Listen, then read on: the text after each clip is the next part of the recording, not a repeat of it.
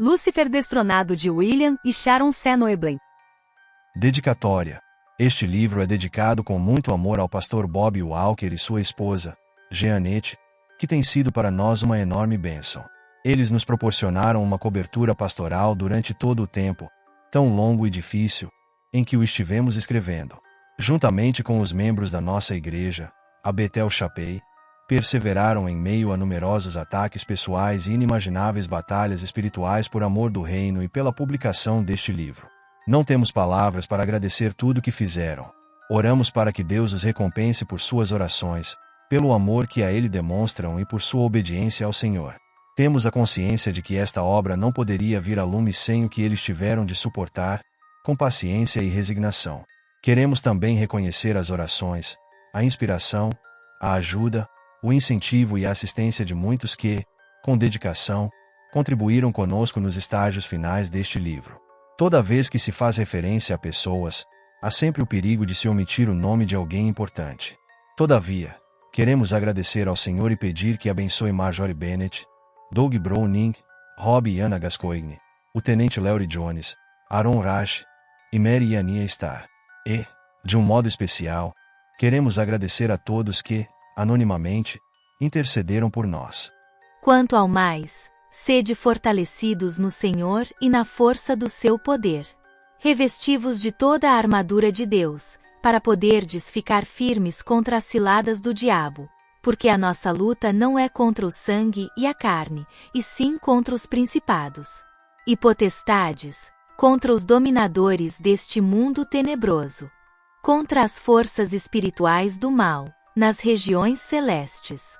Portanto, tomai toda a armadura de Deus, para que possais resistir no dia mau, e depois de terdes vencido tudo, permanecer inabaláveis.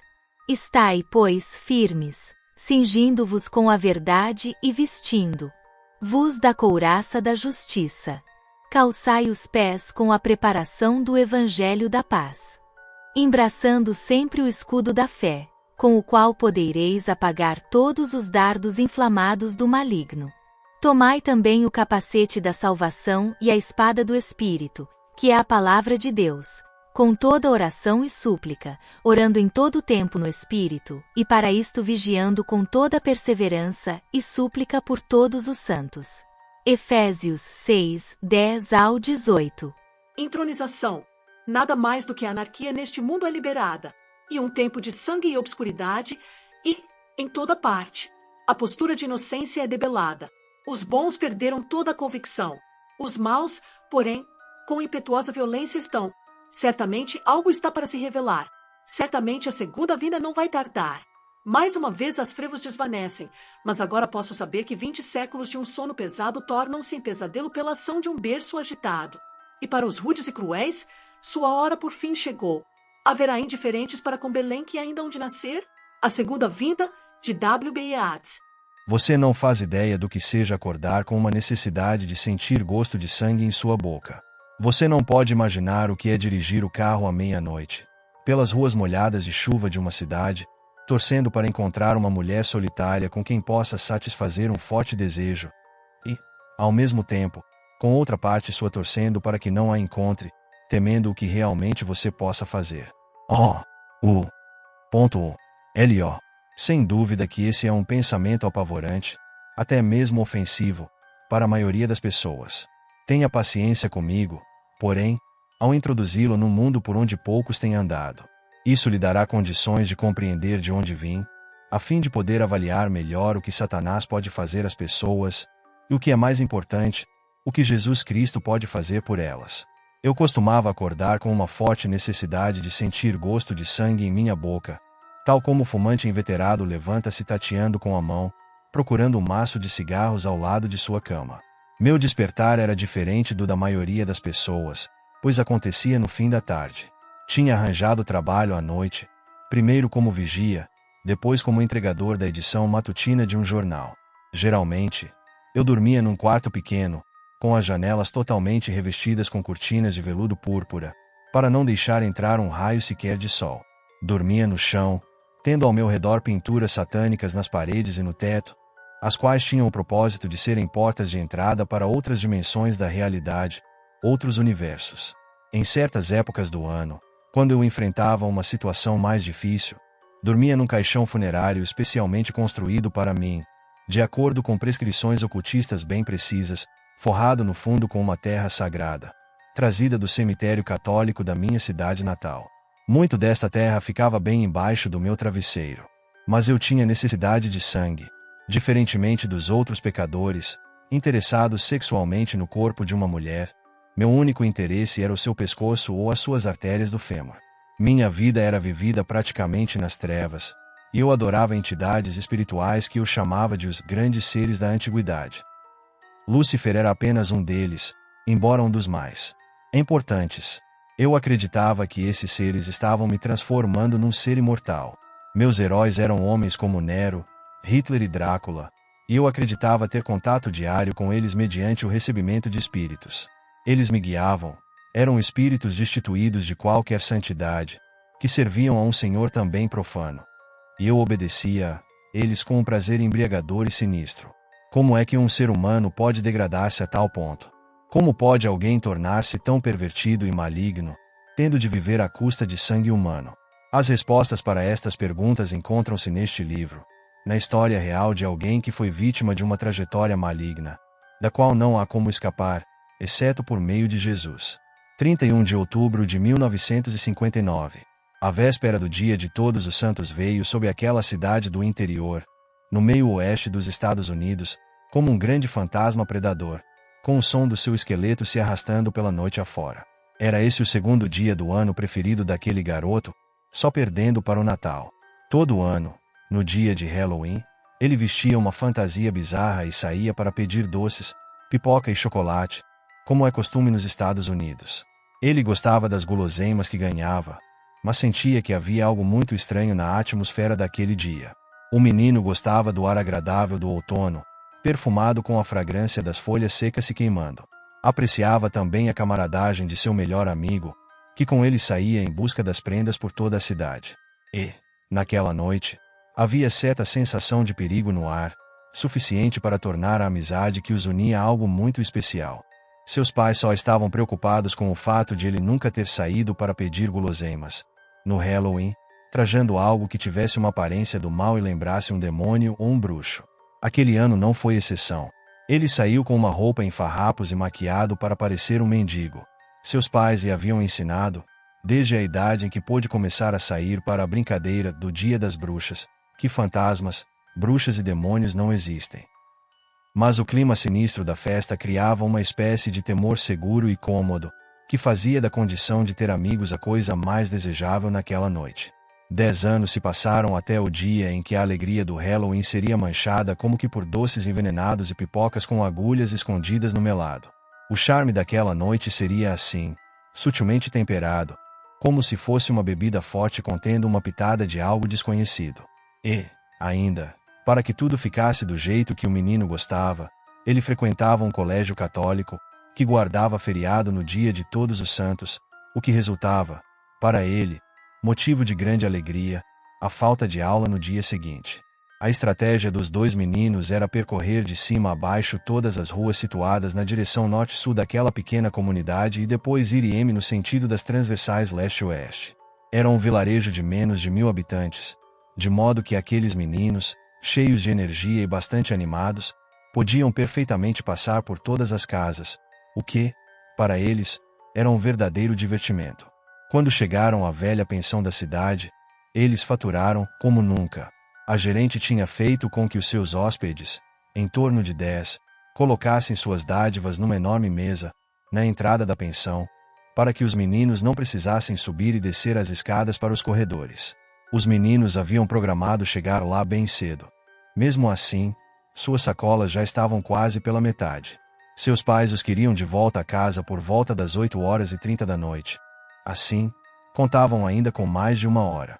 Naquela noite, quando estavam indo pela Rua 13 em direção à escola pública, o garoto e seu companheiro deram, então, uma parada e, por um momento, ficaram em silêncio, contemplando as luzes e as lanternas feitas de abóbora moranga, como máscaras, através de cujos olhos e boca, recortados, Brilhavam velas acesas em seu interior, iluminando as escuras calçadas cobertas de folhas secas do outono. Então, casualmente, o menino olhou para cima, por entre os galhos despidos das árvores da rua, e viu algo que transformaria para sempre a sua vida. O brilhar das estrelas naquela noite de outubro, que até então ele podia ver muito bem, de repente desapareceu, ou foi coberto por alguma coisa. Toda a abóbada celeste agora parecia contorcer-se como algo vivo ou, talvez, como um grupo de coisas vivas. A princípio, o menino não conseguiu discernir o que estava vendo. Pareciam muitos cachos de uvas que se sacudiam de dor, suspensos como se fossem tumores obscenos, escuros, que obscureciam o firmamento estrelado. Assim que o menino, boquiaberto, foi saindo bem devagar de sob os galhos daquelas árvores que se espalhavam por todas as direções, as coisas ficaram um pouco mais nítidas. Cada um daqueles cachos começou a se abrir, aos poucos, tornando-se horripilantes. Então ele percebeu o que de fato eram: um bando de enormes criaturas que se pareciam com morcegos, furando com suas pequenas garras ossudas o manto aveludado da escuridão noturna. Os olhos de tais criaturas, então, se abriram. Apesar de serem demasiadamente horrorosas, foi desse modo que ele pôde ver, com maior facilidade, quantas eram. O que viu, deixou-o estarrecido. Pareciam milhares. Milhares de olhos de um vermelho acentuado faiscavam naquela massa de seres mórbidos que dele se aproximavam. Os olhos que ele via pareciam entorpecer a sua alma. Agora você nos pertence. Estas palavras ressoaram em sua mente como a badalada de um grande sino. Agora você nos pertence. Um sentimento de terror, não apenas um medo desconfortável, mas um gélido e horrendo pavor, como um calafrio, percorreu de cima a baixo toda a sua espinha dorsal. Um estranho poder, com uma força irresistível, despencou sobre ele, fazendo-o cair de joelhos. Ei, Bill, o que você está fazendo aí? O ansioso e amistoso grito do seu companheiro, que havia se afastado um pouco dele, captou de volta sua atenção. Ele olhou para o amigo, agora muitos metros à sua frente, e arreganhou os dentes num falso sorriso, nervoso, demonstrando não saber o que estava acontecendo. Voltou então a olhar para o céu, mas nada viu, senão estrelas. Era evidente que o seu amigo não havia percebido nada de anormal. Desvencilhando-se de todo o seu deprimente terror, e recuperando-se da visão assustadora que quase o matou, o garoto correu então para alcançar seu amigo. No ano seguinte, ele observou o céu da Rua 13 e apenas uma estrela cadente perturbou o cenário daquela noite.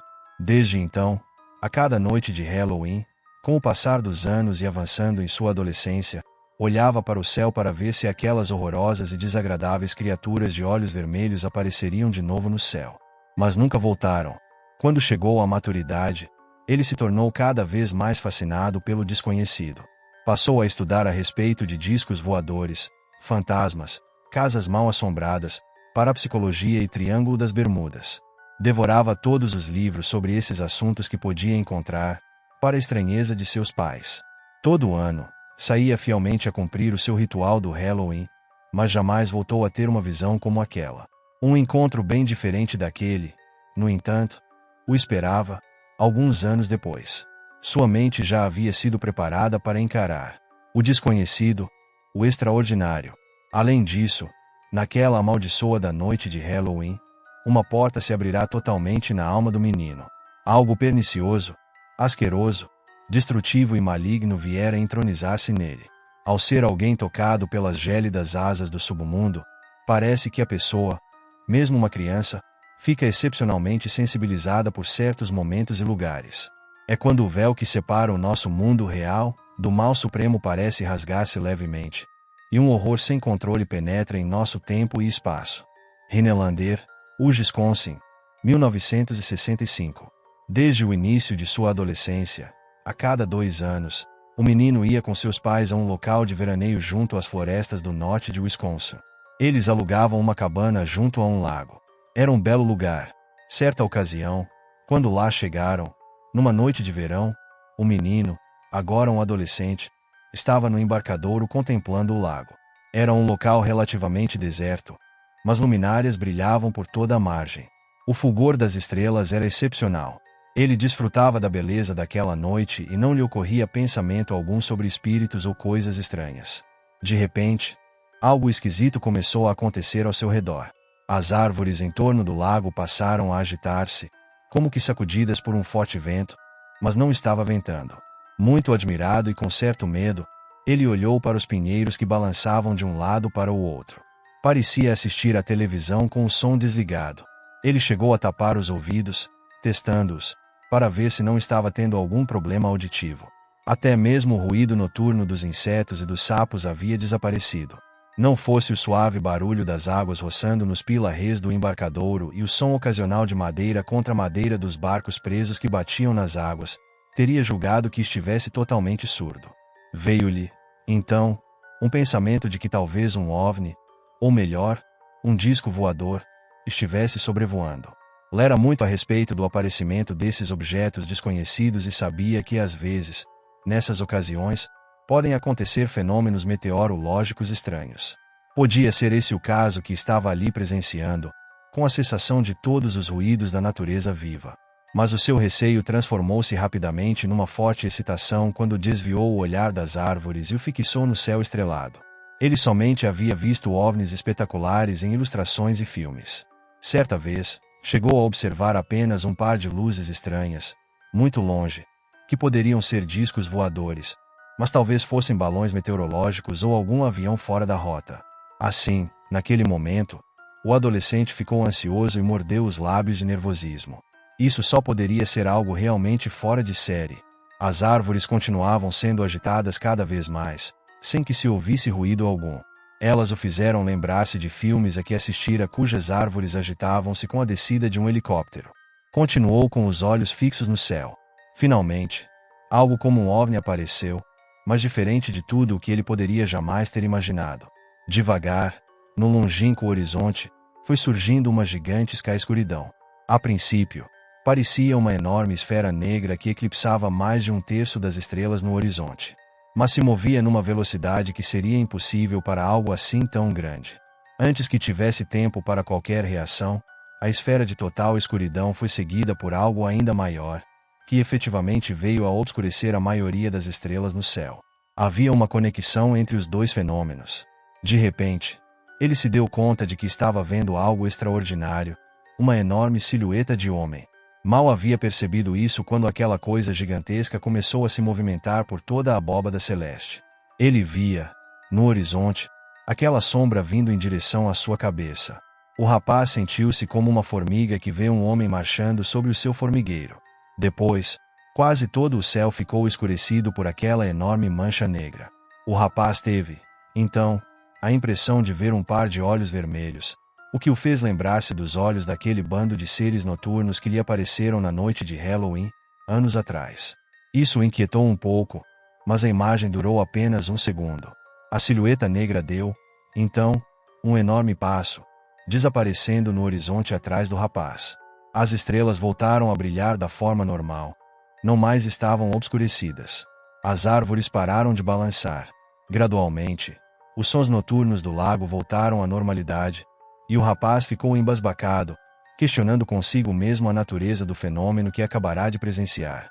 Com um arrepio e uma forte sensação de náusea, ele retornou à cabana. Como era de esperar, não comentou nada com seus pais. Apesar do que lhe aconteceu nesse verão assombrado nas florestas do norte, o rapaz jamais teve outro Halloween como aquele da visão na Rua 3, tempos atrás.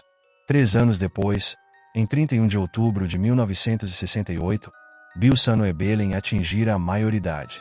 Naquela noite, do pináculo de um penhasco, contemplava as luzes de Dubuque, Iowa, olhando para o horizonte noturno do Alove, pela primeira vez, na condição de um iniciado em bruxaria.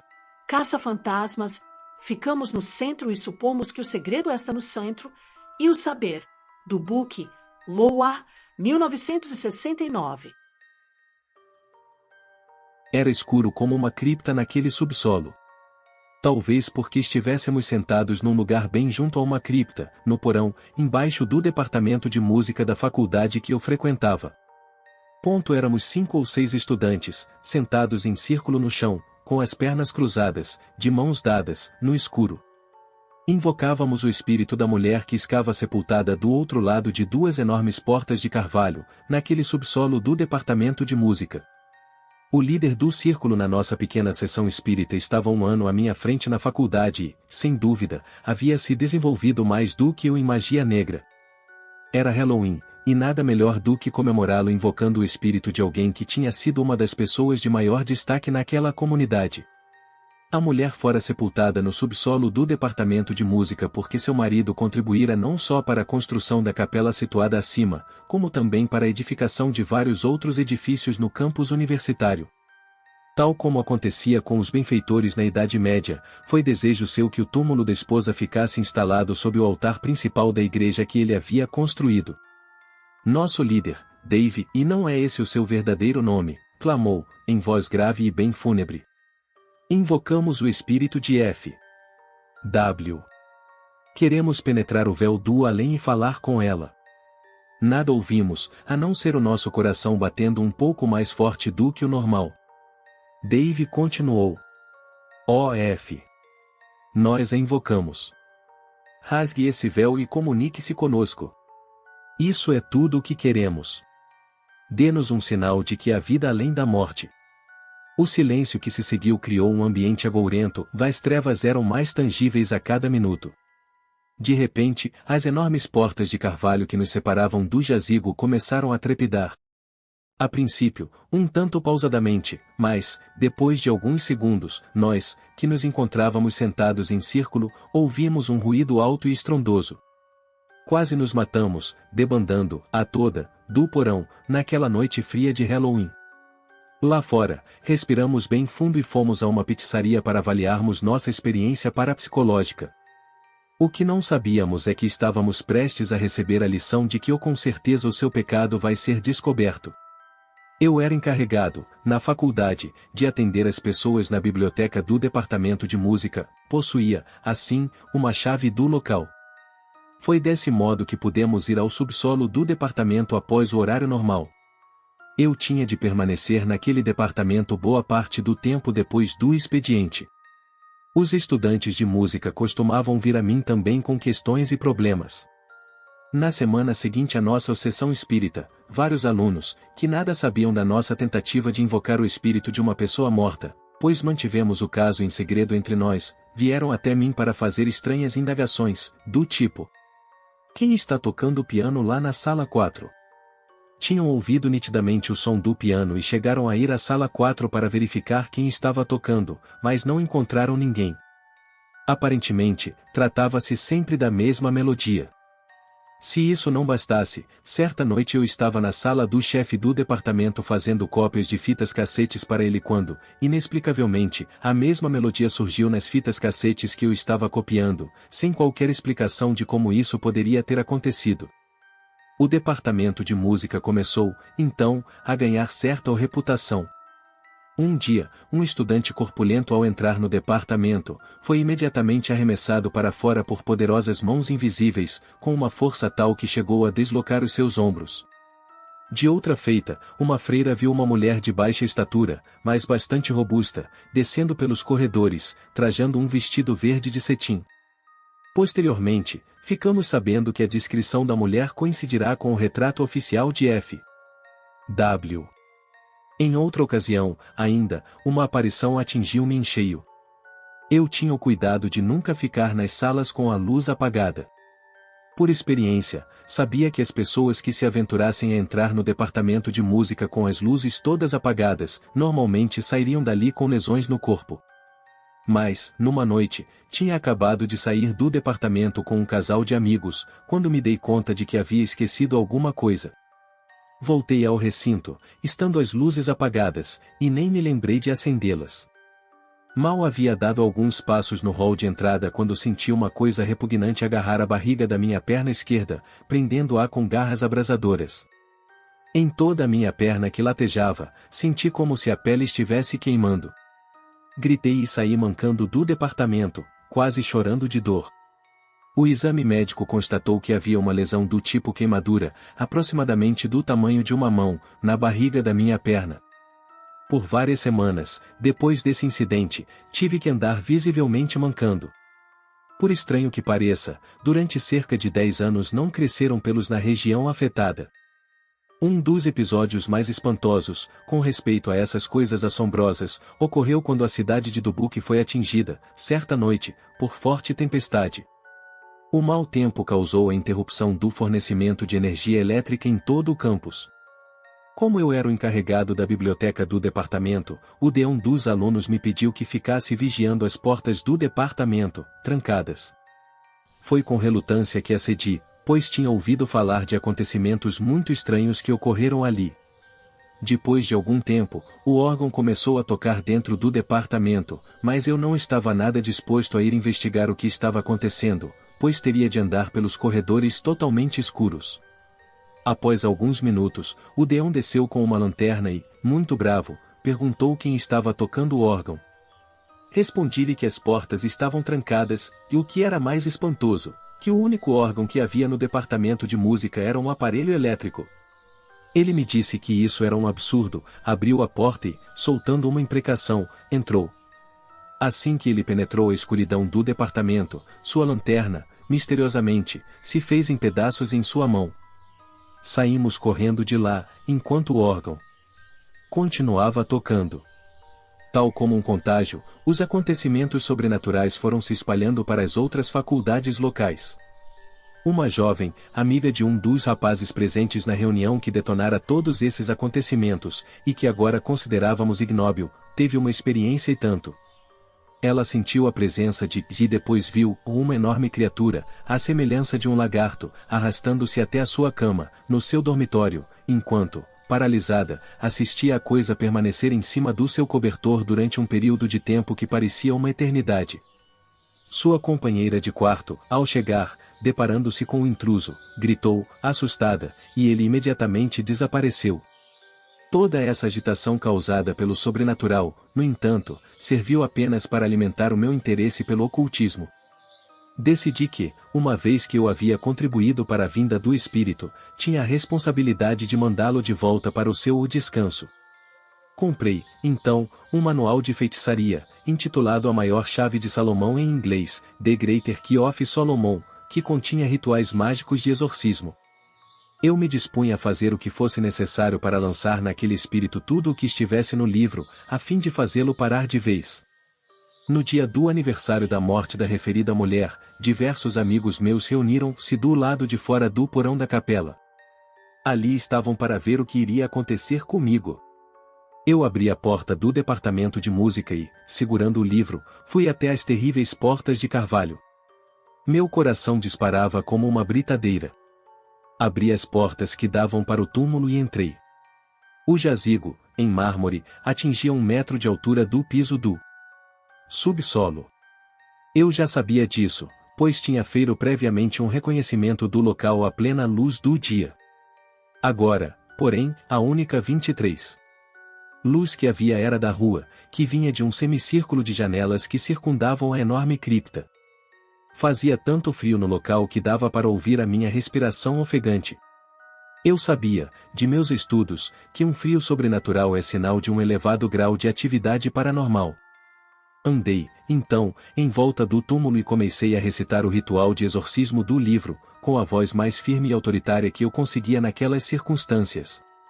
Minha voz soava de um odo sobrenatural e reverberava no espaço vazio de pedra da cripta, mas não fui interrompido por outros sons e movimentos. Do lado de fora, meus amigos aguardavam os acontecimentos com ansiedade, uma grande parte deles esperava ver-me arremessado para fora, pelas janelas, fragmentado em pequenos pedaços, por ter ousado entrar no túmulo da pobre mulher. Estavam também de guarda, pela segurança do campus.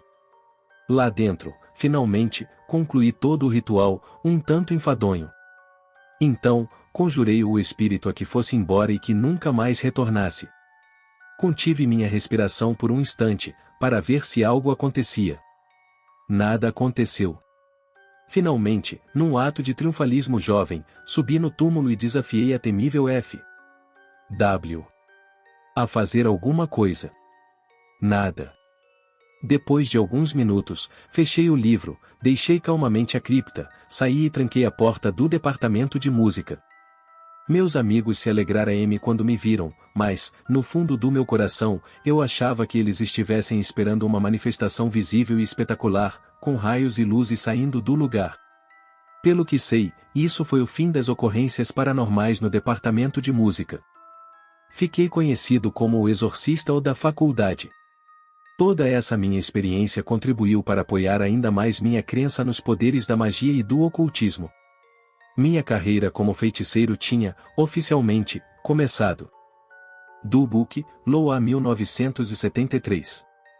Minha esposa, que era grande sacerdotisa, e eu fomos chamados para resolver a situação de uma casa que era muito grande e de alto valor, mas que estava mal assombrada. Será que as pessoas pedem a bruxos que as livrem de espíritos em suas casas? Bem, elas o fazem sim, quando se encontram num estado desesperador. O casal que morava na casa tinha visto o bastante para quase serem levados à morte. A mulher era católica, e o marido, completamente ateu. Mas os acontecimentos na casa lhes causaram um enorme terror. Na verdade, o homem chegou ao ponto de dizer que, se não conseguíssemos livrar a casa daquele mal, poderíamos ficar com ela. Já havia, inclusive, começado a fazer planos para a mudança. A mulher havia telefonado para a Arquidiocese Católica, mas tudo o que puderam fazer foi enviar um sacerdote para benzer a casa. Ao terminar a benzedura, enquanto o padre saía, risos de zombaria irrompiam por todo o canto. A senhora tinha ouvido falar de nós por meio de alguém que nos conhecia, pois era um de nossos melhores alunos da escola de bruxaria que então mantínhamos, o que nos chamou. Isso ocorreu há cerca de 12 anos antes do filme Os Caça-Fantasmas. Fazíamos parte da alta hierarquia da feitiçaria, como sacerdotes, e éramos druidas. Fomos, então, convocados para enfrentar aquela casa infestada de espíritos malignos e poderosos, situada no alto de uma colina, de onde se descortinava toda a cidade de Dubuque. Os proprietários nos relataram a difícil situação que estavam vivendo, e decidimos ajudá-los. Tínhamos sido recentemente treinados e chegado ao nível de alto sacerdócio, ou assim, achávamos estar preparados para enfrentar qualquer tipo de fantasma. O casal tinha se apavorado, principalmente porque um dos fantasmas ameaçava as crianças. Elas se queixavam de pesadelos e de verem coisas assustadoras no quarto. O pai, apático e materialista, tinha sido acordado numa noite por algo que puxava as cobertas da sua cama. Viu uma aparição branca pairando no ar, aos pés da cama. Tinha garras afiadas, que começaram a puxar as cobertas. Quando ele se levantou da cama para coçá-la, ela deslizou pelo corredor de um modo tão suave que parecia ter rolamentos nos pés. O homem a perseguiu passando pelos quartos das crianças e escada abaixo. O vulto o levou pela grande sala, à cozinha e, alcançando a porta dos fundos, passou por ela. O homem tentou alcançá-lo, mas, quando abriu a porta, teve um enorme choque e no lugar do seu quintal, havia um abismo infinito de estrelas. Ele sentiu o vento da eternidade roçando seu rosto e voltou correndo para dentro de casa, tomado de terror. Foi então que fomos chamados. Visitamos a casa, discutimos o problema e nos inteiramos do histórico da mansão. Em seguida, pedimos aos proprietários permissão para ver o coração da casa. Os ocultistas e os parapsicólogos acreditam que as casas mal assombradas, em sua maioria, têm um coração, ou seja, um centro espiritual do qual provém toda a ação sobrenatural. Geralmente é um lugar bastante frio. No caso deles, rapidamente descobrimos que era o quarto principal, o do casal. Esse quarto era gelado. Dava para sentir a própria respiração. Os demais cômodos, porém, eram agradáveis e aquecidos. Um grande espelho, na porta do closet daquele quarto, não tinha mais uma ótica perfeita, tornando-se todo ondulado, como um espelho de parque de diversões, e que tremia assustadoramente quando olhávamos para ele. Prosseguimos, então, com os procedimentos que havíamos aprendido. Sentamo-nos e fizemos uma pesquisa espiritual naquele quarto principal da casa. Conseguimos determinar que havia aparentemente dois espíritos, o primeiro era de um velho cruel, com tendências para a pedofilia, o outro era um espírito de mulher bem mais velha, que era boa. Possivelmente, ela estaria querendo informar os pais, de algum modo, sobre os propósitos daquele outro espírito para com as crianças.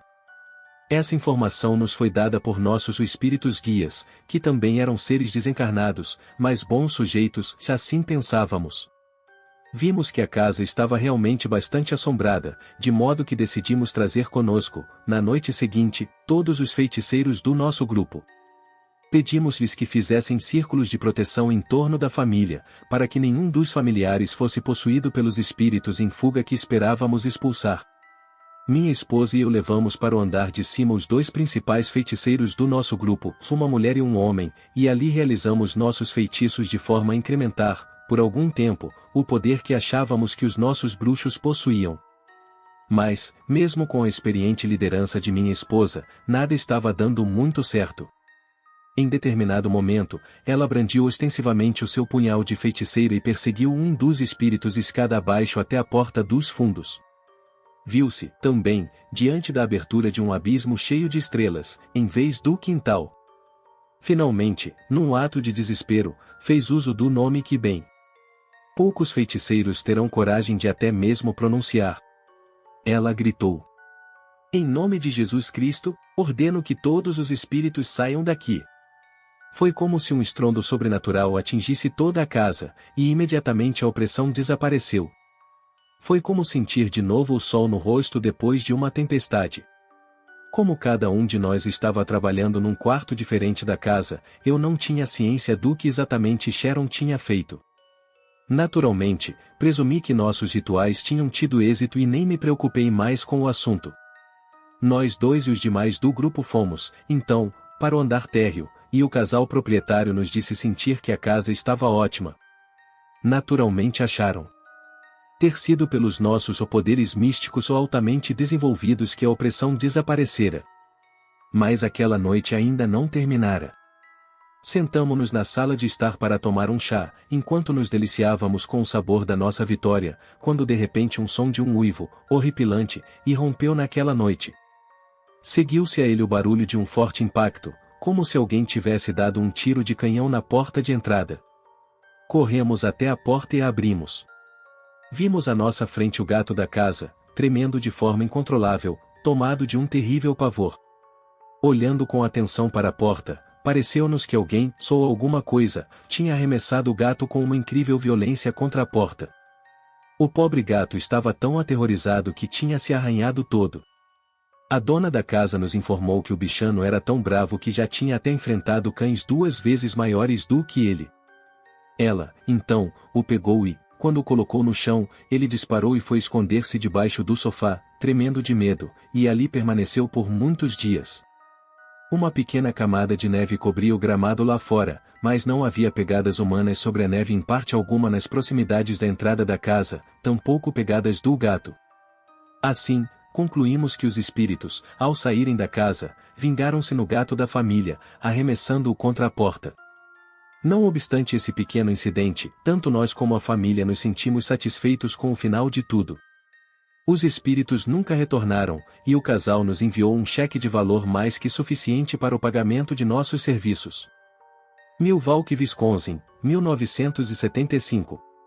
Mudamos o nosso ministério de Dubuque para Milwaukee, em 1974, porque mais de 80 pessoas haviam solicitado que ministrássemos cursos sobre feitiçaria com iniciações e estabelecêssemos novos grupos de bruxos naquela cidade. Começamos, então, a dar aulas de modo regular a candidatos à feitiçaria. Um dia, durante o 4º semestre daquela escola de bruxaria, recebemos de uma de nossas alunas do 2º ano um frenético telefonema por volta da meia-noite. Ela estava num bar e tinha bebido bastante. Sentia que demônios haviam se apoderado dela. Julgava-se totalmente possuída por eles. Como fazia pouco tempo que estávamos na cidade, não sabíamos onde ficava o bar. Assim, sugerimos que ela viesse até nossa casa. Levou 1 hora para a aluna chegar. Nesse ínterim, ela foi atormentada incessantemente. Disse-nos que mãos invisíveis ficavam agarrando suas mãos no volante, tentando desviar o carro para a contramão. Ela escapou por um triz da morte, 1 ou 2 vezes. Inicialmente, conversamos com ela do lado de fora de nossa casa, porque tinha medo de entrar. Por fim, começou a ficar violenta, de modo que tivemos de arrastá-la até o nosso templo de magia, onde tínhamos estabelecido um círculo de bruxos. Ela ia chutando, berrando e espumando pela boca.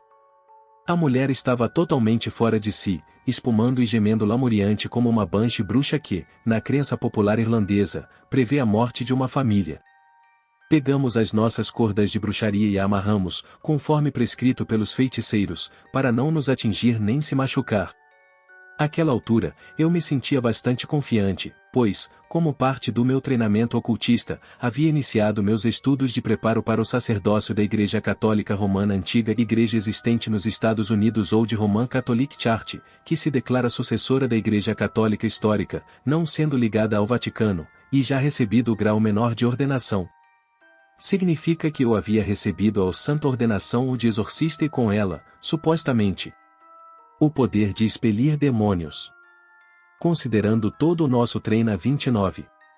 Mento em magia, nosso poder de grande sacerdote na feitiçaria e os manuais que consultávamos, achamos que a nossa tarefa seria extremamente fácil. 4 horas depois, no entanto, nossa aluna continuava se retorcendo, chutando e proferindo pragas malignas contra nós. Tínhamos colocado um círculo mágico em torno dela, dentro dos limites do nosso templo, e tentado de tudo, para expelir os demônios que a atormentavam. Lançamos mão dos rituais de exorcismo do livro A Maior Chave de Salomão e dos manuais e textos de bruxaria de que dispunhamos. Cheguei até mesmo a ler todo o ritual católico romano de exorcismo, rezando em nome de Jesus Cristo e borrifando sobre ela um pouco de água benta. Mas tudo isso só fez aumentar sua fúria, dela ou deles. O dia já ia amanhecer e nos encontrávamos exaustos, mas não os demônios. Eu havia praticado todo o ritual de exorcismo 2 ou 3 vezes, assim como outros rituais e atos simbólicos, mas tudo foi totalmente inútil.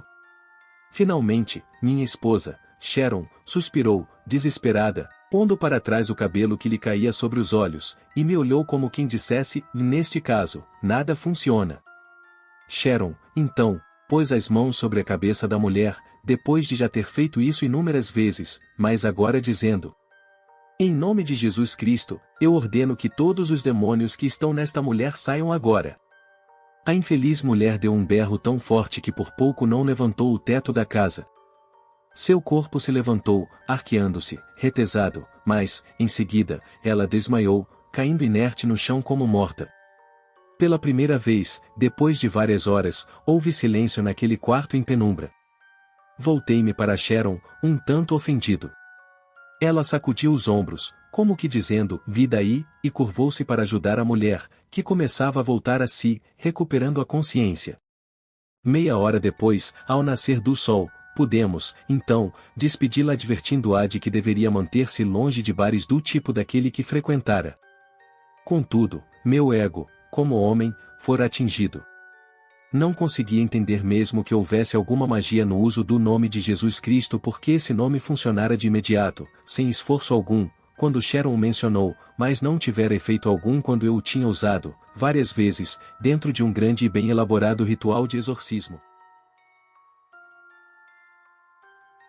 Conheça o seu inimigo, para que Satanás não alcance vantagem sobre nós, pois não lhe ignoramos os desígnios. 2 Coríntios 2 de 10 ao 11.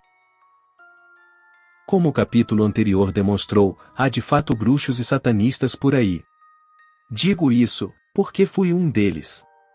Eles apresentam-se de muitas e diferentes formas, e nem todos se vestem de preto e têm uma cruz invertida tatuada na testa. Nós não a tínhamos. Alguns deles usam terno e gravata e ocupam cargos de destaque nos conselhos administrativos de suas comunidades. Outros, infelizmente, podem estar até mesmo usando vestes clericais. Quando eu era satanista, era também sacerdote ordenado da já citada Igreja Católica Romana Antiga. Era ministro de uma igreja que se dizia o cristã espírita. E conscienciosamente me propus a fazer o mestrado em teologia em um conceituado seminário teológico católico do meio-oeste dos Estados Unidos. Cumpria todos os meus deveres eclesiásticos, e nenhum dos meus paroquianos sabia que eu vivia envolvido com culto ao diabo. Digo isso não para me vangloriar, mas para ressaltar que é um erro acharmos que pessoas respeitáveis não possam ser servas de Satanás. Com efeito, tais pessoas são as que melhor se encaixam nas sutis práticas do diabo, para o servirem. Num certo sentido, os satanistas são nossos inimigos, mas num sentido bem mais amplo eles próprios são vítimas de Satanás. Creio que posso dizer, sem receio de me contradizer, que praticamente todos os satanistas são pessoas enganadas. Poucos são os que compreendem o que estão fazendo ou para onde estão indo. Foram manipulados pelo banqueiro do jogo. São todos num grau maior ou menor vítimas da má informação ou da pura mentira. Descubra a sua mentira. É óbvio que somente lunáticos totais serviriam a alguém tendo pleno conhecimento de que receberão como paga o desespero e o horror nesta vida e tormento eterno no fogo do inferno. Assim, a nenhum satanista é permitido crer no que a Bíblia diz quanto ao seu destino. Satanás emprega vários artifícios para fazer com que os que o servem não vejam a verdade. Sua estratégia mais importante é mantê-los bem longe da Bíblia. Satanistas de nível inferior normalmente são ensinados de que, na realidade, nem Deus nem o diabo existem. Esta é a mentira promovida pela literatura da Igreja de Satanás Church of Satan, CUS. Essa igreja é a primeira nos Estados Unidos, entre todas as igrejas satânicas, a gozar de imunidade no pagamento de impostos. Diz aos seus membros que Satanás é apenas um conveniente arquétipo, que ele na verdade não existe, que ele é apenas um símbolo tal como a estátua da liberdade, ao qual se pode dar um significado com um conteúdo emocional. Para eles, Satanás é como uma insígnia que usam, que lhes permite pensar de modo diferente das massas e serem pervertidos e misantropos os que buscam apenas os seus interesses e odeiam a sociedade. Para os tais, Satanás simboliza o ser interior, o verdadeiro potencial que eles têm, o qual deve ser alcançado por todos os meios possíveis. Ele é tudo o que poderão ser, se apenas conseguirem se livrar das algemas da sociedade para serem realmente eles mesmos. 2. Satanistas de nível médio, que se situam acima do satanismo oláitio e burlesco da Igreja de Satanás, recebem o ensino de que Satanás é real, que ele não é mau, mas apenas incompreendido. Satanás para eles é uma variante da com uma índole bem pior. Ele é um homem rebelde das trevas, um solitário e byroniano anti-herói. Representa o lado mais tenebroso da humanidade, sua alienação e solidão. Esse o Satanás não é um inimigo de Deus, mas um oposto necessário ao leal oposição. Seu pensamento é que o Deus não pode ser visto como bom sem que haja alguém que o faça parecer ser bom, ou desse modo, Satanás existe como um trágico contraste. Esse Satanás não aflige ninguém e, por certo, não é um ser malévolo, é apenas o senhor das forças das trevas e ajuda a humanidade com seu lado de trevas. 3. Satanistas de nível mais elevado alcançam o patamar seguinte da verdade, ou seja, creem que Satanás é maligno, mas que a sua malignidade é melhor do que o que Deus tem a oferecer. Segundo essa visão, Satanás é quem, de modo injusto, recebe toda a responsabilidade dos erros de Deus. Eles creem que, por ciúmes, Deus o expulsou do céu, e assim Satanás procura recuperar a sua glória. Deus é apresentado como o Deus das massas, um rebanho de pessoas tolas que têm mentalidade de escravo. O insano filósofo Friedrich Nietzsche teria isso em mente quando afirmou que o cristianismo é uma religião de escravos. O satanismo, dizem, é uma religião de senhores. O reino de Satanás é para os criativos e ousados, para os que querem viver grandes emoções. O céu é apresentado como sendo um lugar maçante, cheio de tolos dedilhando harpas o tempo todo. O inferno, por outro lado, é apresentado como um lugar de uma orgia eterna. O cristianismo, dizem, ainda é bom para os que são meramente humanos, costumávamos nos referir a eles como homens, mas, para os que são senhores, o satanismo é a única opção. Creem que, em Satanás, vendendo a alma ao diabo, está entrando numa guerra que tem por objetivo retomar de Deus o céu.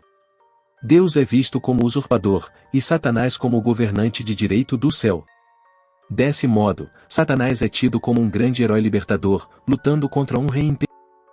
4. Para os que estão em nível de mestrado no satanismo, Satanás é apresentado como o Deus legítimo do universo, que extrai poder do sofrimento, da perversão e da morte. Este nível de satanismo é firmemente assumido, mas os que nele se enquadram talvez não tenham participado de rituais de sacrifício humano. Entretanto, chegaram a um ponto em que sua ética foi incrivelmente distorcida, para eles, a dor é um prazer, e o prazer, uma dor. Fazem cortes no seu próprio corpo, ou em outras pessoas que sejam complacentes, para extraírem ou chuparem sangue. Sacrifícios de animais para eles são necessários, porque é dos sacrifícios que, segundo creem, procede o real poder. O sacramento mais elevado, para eles, é a destruição do inocente. Neste nível, os ritos de dor e de perversão são tidos como necessários para que a porta o que trará a manifestação do reino de Satanás sobre a terra seja aberta. Almas precisam ser ganhas a uma velocidade frenética, pois acreditam que todos os que se alistarem no exército de Satanás participarão do bombardeio ou do céu, para expulsar o falso Deus, Jeová. 5. Os que participam do mais alto nível de satanismo normalmente são totalmente possuídos por demônios. Geralmente, leva muitos anos, a menos que a pessoa tenha nascido numa família de satanistas, para alguém chegar a esse nível do mau sexo com demônios e sacrifícios humanos são necessários. Os que se acham nesse nível sabem que o inferno é uma realidade, mas são ensinados que, mesmo que percam a batalha contra Deus, vão reinar no inferno e nunca sofrerão. Eles são vítimas do falso ensino, tão comum, de que Satanás reina no inferno, como se dá com o prisioneiro mais valente numa prisão de segurança máxima, e que, assim, concederá favores a quem ele quiser. Não há base bíblica para isso, embora filmes e até mesmo desenhos animados promovam essa ideia. Esses satanistas acreditam que o seu destino é fazer com que Deus seja deposto e morto, tornando-se, assim, corregentes do universo com o seu senhor, Satanás. Acreditam que eles mesmos são deuses e deusas e que têm o direito de determinar quem deve viver ou morrer. Em sua lógica pervertida, se uma pessoa é Deus, então pode matar, destruir, roubar e estuprar quem quiser, porque é ela quem estabelece as regras. Daí decorre a máxima satânica de Aleister Crowley. Fazer o que tu queres será toda a lei, o amor é, o lei, amor submisso à vontade.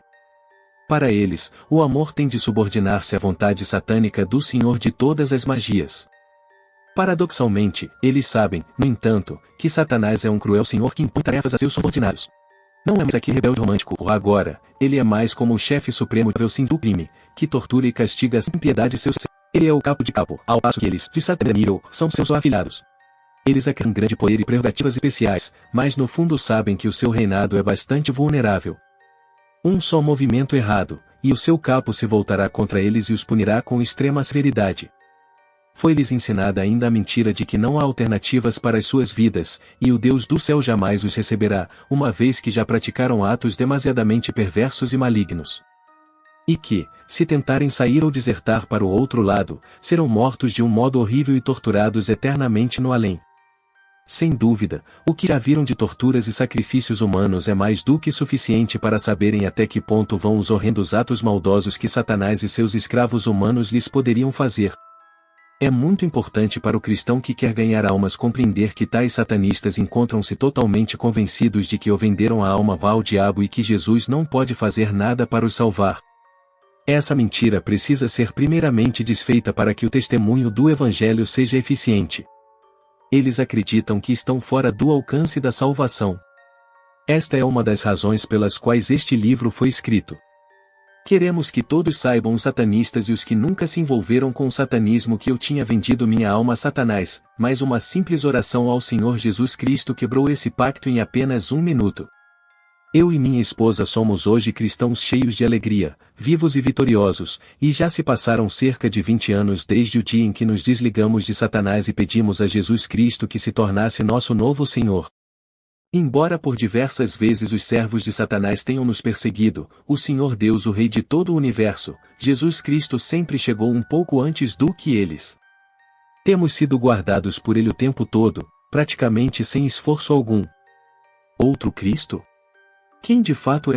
Sabemos pela profecia de Ezequiel que Satanás, pelo menos antes de pecar, muitos, filho do homem, levanta uma lamentação sobre o rei de Tiro e diz-lhe: assim diz o Senhor Jeová, tu és o aferidor da medida, cheio de sabedoria e perfeito em formosura. Estavas no Éden, jardim de Deus, toda pedra preciosa era a tua cobertura, a sardonia, o topázio, o diamante, a turquesa, o ônix, o jaspe, a safira, o carbúnculo, a esmeralda e o ouro, a obra dos teus tambores e dos teus pífaros estava em ti, ou no dia em que foste criado, foram preparados. Tu é para te estabeleci, no monte santo de Deus estavas, no meio das pedras afogueadas andavas, perfeito eras nos teus caminhos, até que se achou iniquidade em ti. Ezequiel 28. 12 aqui. Aqui o Senhor está falando sobre o rei de Tiro, um tipo de Lúcifer, como é evidente no contexto. Vemos que Lúcifer era coberto de diversas pedras preciosas, possivelmente equipados tambores em que foi criado por Deus. Alguns comentaristas da Bíblia acreditam que ele foi incumbido do louvor musical diante do trono, uma espécie de regente do coro celestial. Isso explicaria por que hoje Satanás tem tanto interesse pela música e a usa com tanta eficácia. Adicionalmente, Lúcifer é descrito como o querubim ungido para proteger. Ele era o quinto querubim e, assim, parece ter sido o que protegia o trono do Senhor. 2 pontos são reveladores aqui. O primeiro, e mais importante, é que Satanás, uma vez tendo sido ungido, tem uma unção. A Bíblia nunca menciona que ele tenha perdido essa unção. Na verdade, ele é o único querubim a respeito de quem é dito ter sido ungido. O termo hebraico que exprime o aquele que é ungido é transliterado como o Messias, cuja palavra grega correspondente é o Cristo. A expressão o Jesus Cristo, na verdade, significa o Jesus, o Messias, ou o Jesus, o ungido. Assim, há pelo menos o outro Cristo, e este é o diabo. Paulo adverte-nos. Pois, se alguém lhes vem pregando um Jesus que não é aquele que pregamos, ou se vocês acolhem um espírito diferente do que acolheram, ou um evangelho diferente do que aceitaram, vocês o toleram com facilidade. 2 Coríntios 11:4, e o próprio Senhor Jesus confirma. Pois aparecerão falsos cristos e falsos profetas que realizarão grandes sinais e maravilhas para, se possível, enganar até os eleitos. Mateus 24:24. Há, então, uma perigosa armadilha em que poderemos cair, pois há muitos que dizem haver encontrado o Cristo, e até alguns, como Maitreya, o Senhor da nova era, que se dizem ser o Cristo. Outros, até mesmo, declaram estar ligados a um ou Jesus Cristo. Há quem diga ter a unção ou meios para ensinar os crentes a adquirir a unção. Entretanto, as palavras podem enganar e, em muitos casos, o crente deverá ter discernimento suficiente para perguntar que Cristo, ou que Jesus, ou ainda que unção. E evidente, pelo que está na Bíblia, que Satanás pode produzir o Cristos ou unções diversos, à sua maneira, e que podem vir a ser bastante convincentes. Quando eu estava profundamente enfronhado na feitiçaria e, mesmo no satanismo, buscava entrar em transe com um tal o Jesus. Todo domingo, durante algum tempo, esse o Jesus eu vinha. E eu o incorporava. Ele dizia, então, coisas profundas e maravilhosas para aqueles que estavam ouvindo, que tomavam nota. Contudo, naquela época, eu não saberia distinguir o verdadeiro Jesus Cristo de um sapo chifrudo. Eu julgava que tudo o que tinha de fazer para certificar-me de que aquelas entidades tratavam-se de quem diziam ser era desafiá-las, perguntando, você está na luz? Agora, na condição de um cristão que crê na Bíblia, posso apenas com tristeza reconhecer a minha ignorância. Lúcifer significa o portador da luz, e muitos místicos, feiticeiros e até maçons declaram estar buscando a luz. Contudo, essa luz ou é falsa, uma luz que, na realidade, cega a pessoa e vem do abismo. Assim, desafiar um espírito a identificar-se perguntando-lhe se ele está na luz é tão eficaz quanto querer resistir ao ataque de um rinoceronte por meio de cusparadas. Não conhecíamos um método baseado na Bíblia para discernir os espíritos, não sendo, portanto, em nada diferentes de muitos outros místicos que pensam ter contato com Jesus. Contudo, os ensinos e o estilo de vida dessas pessoas deixam claro que o Jesus delas contradiz os ensinamentos do Jesus da Bíblia. Receamos que até mesmo alguns ministros cristãos visualizem um Jesus que pode não ser, absolutamente, o Senhor Jesus, mas tratar-se de uma inteligente contrafação.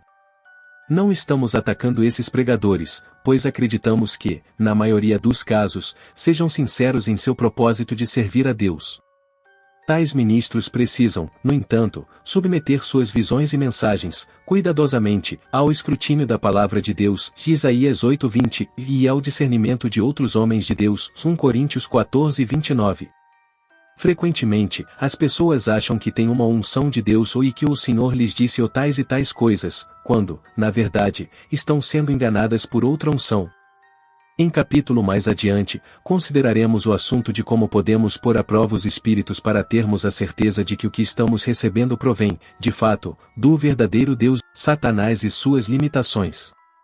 Por mais sábio, poderoso e experiente que Satanás seja, ainda assim, ele é limitado.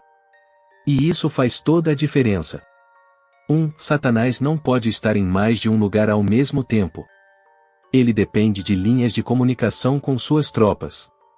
A experiência, tendo como base o ensino bíblico, tem demonstrado que podemos orar e causar um grande efeito de interrupção nessas linhas. Veja. Pois tu és grande e realizas feitos maravilhosos, só tu és Deus. Salmos 86:1. Em verdade vos digo que tudo o que ligardes na terra terá sido ligado nos céus, e tudo o que desligardes na terra terá sido desligado nos céus. Mateus 18:18. 2. Satanás não é onisciente. Como ele depende dos demônios, seus servos, para lhe transmitirem informações, essa transmissão pode ser afetada por meio da batalha espiritual intercessória. Assim diz o Senhor, que te redime, o mesmo que te formou desde o ventre materno, eu sou o Senhor, que faço todas as coisas, que sozinho estendi os céus e sozinho espraiei a terra. Isaías 44:24. E Ezequias orou ao Senhor, o Senhor, Deus de Israel, que reinas em teu trono, entre os querubins, só tu és Deus sobre todos os reinos da terra. Tu criaste os céus e a terra. 2 Reis 19:15. 3. Satanás não conhece o futuro. Satanás conhece realmente a Bíblia. Mas provavelmente se esqueceu mais da profecia bíblica do que 10 seminários de teologia, repletos de grandes conhecedores da Bíblia, a pudessem memorizar. Não obstante, há profecias o que seus servos, falsos profetas, médiuns, etc., fazem e até se cumprem, porque estão a par dos planos que o próprio Satanás estabeleceu. Mas Deus pode invalidar esses planos. É por isso que muitas predições mediúnicas falham, ao passo que as predições bíblicas são 100% precisas. Declarem o que deve ser, apresentem provas. Que eles juntamente se aconselhem. Quem há muito predisse isto, quem o declarou desde o passado distante? Não fui eu, o Senhor? E não há outro Deus além de mim, um Deus justo e salvador, ou não há outro além de mim. Isaías 45:21. Ao Deus único e sábio seja dada glória, por meio de Jesus Cristo, pelos séculos dos séculos. Amém. Romanos 16:27. Quem então é como eu? Que ele o anuncie, que ele declare e exponha diante de mim o que aconteceu desde que estabeleci meu antigo povo, e o que ainda está para vir, que todos eles predigam as coisas futuras e o que irá acontecer. Não tremam, nem tenham medo. Não anunciei isto e não o predisse muito tempo atrás? Vocês são minhas testemunhas. Há outro Deus além de mim? Não, não existe nenhuma outra rocha, ou não conheço nenhuma. Isaías 44:7-8. Assim, ao Rei eterno, imortal, invisível, Deus único, honra e glória pelos séculos dos séculos. Amém. 1 Timóteo 1:17. 4. Satanás tem, comparativamente, pouco poder. Especialmente no que concerne aos cristãos. Embora mais poderoso do que qualquer ser humano, e podendo realizar falsos sinais e maravilhas, ele quase nada pode contra os filhos de Deus. Somente pode tocar em nós à medida que nossos pecados lhe concedem pontos de acesso ou por uma permissão especial de Deus. Até mesmo uma simples criança, se nascida de novo, consciente de sua posição em Cristo, poderá lançar Satanás de um lado para o outro, se em nome de Jesus, como uma bola de ping-pong. Veja, por exemplo, Jesus, aproximando-se, falou-lhes, dizendo, toda a autoridade me foi dada no céu e na terra. Mateus 28:18.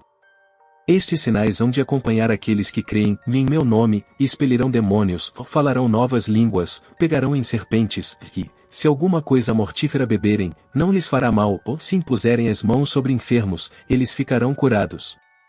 Marcos 16:17-18. Sujeitai-vos, portanto, a Deus, ou mais resisti ao diabo, e ele fugirá de vós. Tiago 4:7. 5. Satanás não é criativo. Deus é a fonte de toda criatividade. A maior parte das obras de Satanás é uma distorção das boas coisas que Deus nos concedeu, seja espirituais, físicas, intelectuais ou emocionais.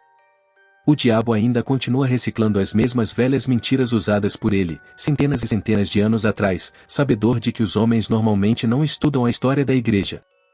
Porque assim diz o Senhor, que criou os céus, o Deus que formou a terra, que a fez e a estabeleceu, que não a criou para ser um caos, mas para ser habitada, eu sou o Senhor, e não há outro.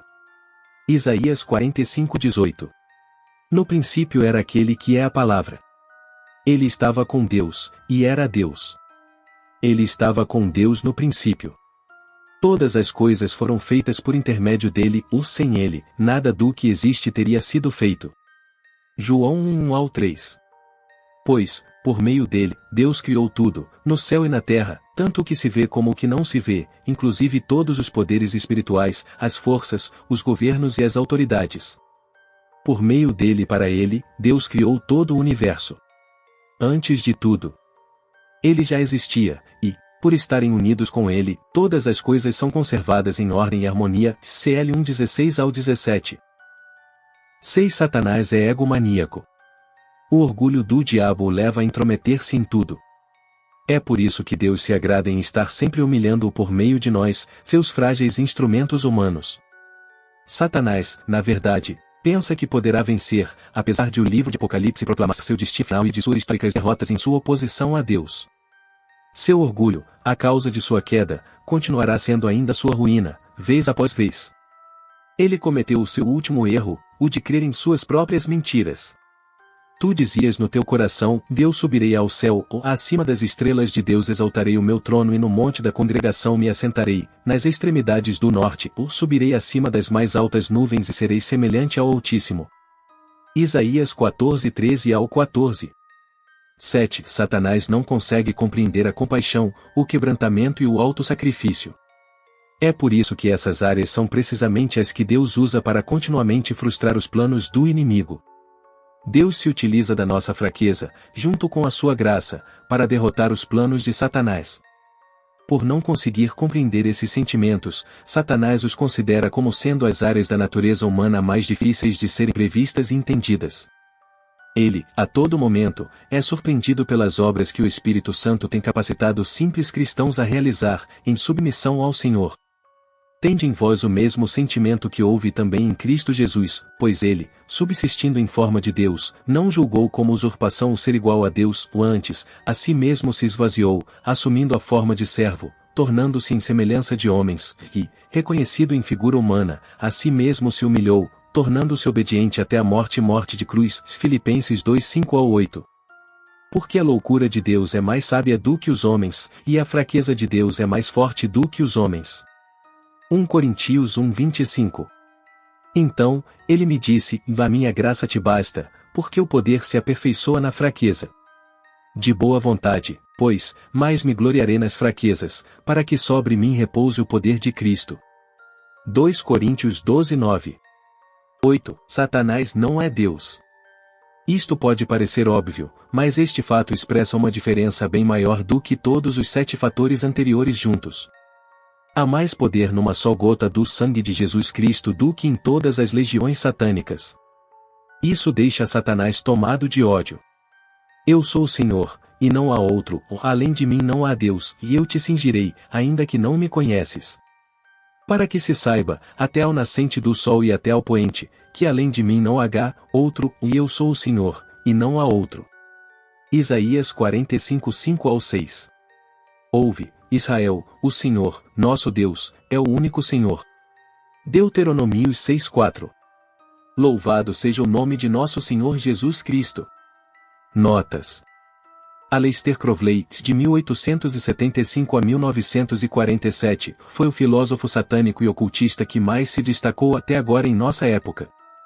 Suas ideias e escritos tiveram uma grande influência tanto em partidários da Wicca como em satanistas de todo tipo. A citação é do seu livro Liberal Ver Legis, o livro da lei, e é a regra áurea da sua religião, que é conhecida como telema, segundo a palavra grega que corresponde à vontade ou ao crowleyanismo. E se você chegou até aqui, não esqueça de curtir e se inscrever. A continuação está em nosso canal, porém, se não encontrar, estarei colocando nos fixados dos comentários. Deixe o seu testemunho para que também possamos contar em nossos vídeos e edificar mais vidas. Que Deus lhe abençoe e ore por nós. Amém.